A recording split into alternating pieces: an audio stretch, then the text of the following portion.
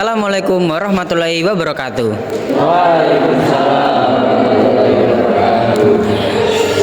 Kami dari kelompok 4 mata kuliah agama G730 ingin menyajikan podcast tentang salah satu budaya di Indonesia. Saya sebagai host kali ini ingin izin memperkenalkan diri. Nah, perkenalkan, nama saya Muhammad Nurba Safaro Akli dari Prodi Hubungan Internasional dengan NPM 003. Nah, di podcast kali ini saya sudah mengundang 7 narasumber dari prodi yang berbeda-beda. Nah, dari mbaknya yang pojok bisa perkenalkan diri dong. Baik. Oke, perkenalkan, nama aku Anissa Revina dari Prodi Manajemen dengan NPM akhir 070. Baik, perkenalkan, nama saya Andini Ramadhani dari Prodi Administrasi Bisnis dengan NPM akhir 047. Perkenalkan, nama saya Eveliana Putri dari Prodi Manajemen NPM akhir 007. Perkenalkan, saya Valeria Febrianti dari Prodi Manajemen dengan NPM 199. Kenalin, nama aku Muhammad Yusron Nasyadili dari Prodi Manajemen dengan NPM akhir 150. Perkenalkan, nama saya Wahyu Adi Nugroho dengan NPM akhir 475 dari Prodi Manajemen. Aku Randy Farzana Pradipta dari Program Studi Ilmu Komunikasi NPM 240. Nah, karena kita sudah saling berkenalan, tadi kan aku bilang kita di podcast kali ini bakal membahas tentang salah satu budaya di Indonesia ya. Nah, aku pengen cari tahu nih tentang karapan sapi dari kalian. Menurut kalian karapan sapi itu seperti apa sih? Ada yang mau jawab? Oke. Tahu aku kalau karapan sapi itu kayak perlombaan di mana ada 2 sapi dan di belakangnya tuh kayak ada gerobak yang dikendarai oleh seorang joki dan itu pasti mahir dong. Kan udah ke perlombaan. Nah, itu lintasannya itu biasanya itu 100 meter sampai 200 meter dan kalau waktu perlombaannya itu bisa 10 detik atau sampai 1 menitan lah paling. Ada yang tahu lagi? Ini. Nah, sebelum karapan sapi dimulai itu ada ritualnya loh. Dan ritual itu juga diiringin sama orkes gamelan. Terus orkes gamelan itu juga katanya itu buat meregangkan otot-ototnya sapi tersebut. Nah, pada waktu orkes tersebut dimulai, itu sapi-sapinya dihiasi sama aksesoris. Nah, setelah selesai dari orkes gamelan tersebut, sapi-sapi kan dilombain ya. Nah, waktu pemenangnya itu punya kembaran sendirilah buat yang memiliki, buat yang punya ya lah. Nah, itu contohnya kayak Bang Ani itu nutrisi sapinya itu tercukupi. Orkes gamelan ya, berarti ini dong. Apa? Katanya buat ngelemesin otot-otot sapi kan. Oh, sapinya itu ikut joget apa gimana ya? Kan buat ngeregain otot-otot. Dan katanya tadi 10 detik. Iya. Cepet ya berarti. Cepet kalau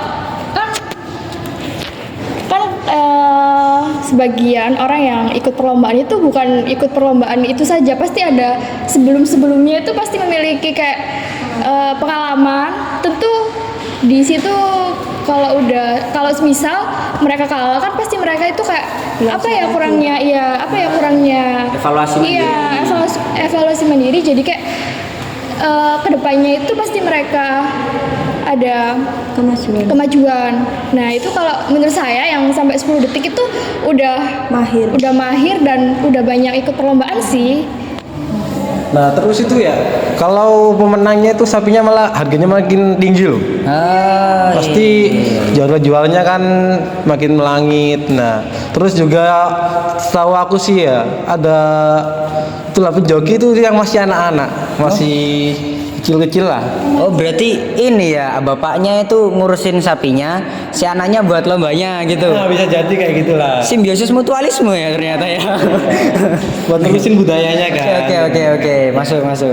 Nah, kita kan tadi udah bincang tentang budayanya nih.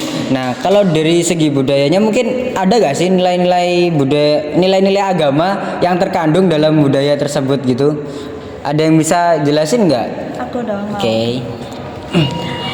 Tentu di karapan sapi itu ada nilai-nilainya. Salah satunya itu nilai kerja keras yang tercermin dalam pemilihan sapi agar sapi itu menjadikan sapi kerap kuat dan tangkas. Dan untuk menjadikan seekor sapi seperti kuat dan tangkas itu butuh kesabaran dan ketekunan dan kerja keras agar